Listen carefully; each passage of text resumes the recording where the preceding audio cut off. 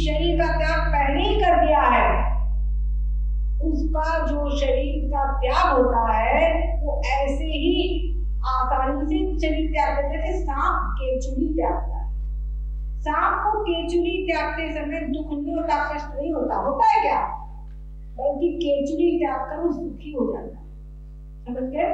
तो जो इस शरीर को त्यागने की प्लानिंग बना लिया है वो शरीर को बिल्कुल बिना किसी कष्ट के त्यागता है और फिर दूसरा शरीर उसको धारण नहीं करता। अगर दूसरा शरीर धारण करना पड़ा तो फिर से जन्मो, फिर से मरो, फिर जन्मे, फिर मरे। पिछले जन्म की बातें इस जन्म में कुछ याद है? बताइए, नहीं है। तो क्या इस जन्म की बातें अगले जन्म में याद रहेगी? कुछ नहीं, सब गया। पिछले जन्म में कौन हमारे माता पिता थे, कौन हमारा पुत्र था, कुछ नहीं मालूम। हम कौन सी योनि में थे ये भी कुछ नहीं पता। समझ गए ना?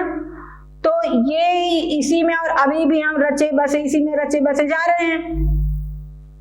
तो बताइए हमारे उद्धार का क्या उपाय है? कोई उद्धार का, अपने आत्म कल्याण का कोई उपाय हम कर रहे हैं? नहीं कर रहे ना। हर व्यक्ति बैंक में पैसा जमा करता है, कुछ नहीं, छोटे छोटे बच्चे तो अपने गुल्लक में ही जमा करते हैं। करते हो कि नहीं? देखो क्यों करते हैं? कभी जरूरत पड़ी तो काम आएगी।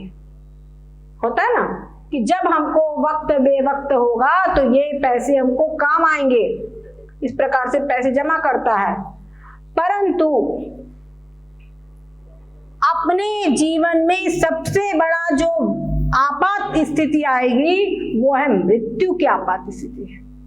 चाहे जितना इलाज कर लो, पैसे वाला धनाढ्य से धनाढ्य व्यक्ति हो, कितना पैसा लगा ले वे, लेकिन एक दिन ये हर घड़ी अवश्य आएगी। कहते हैं ये घड़ी हरगिज न टाली जाएगी। बड़े बड़े चले बसे यहाँ से,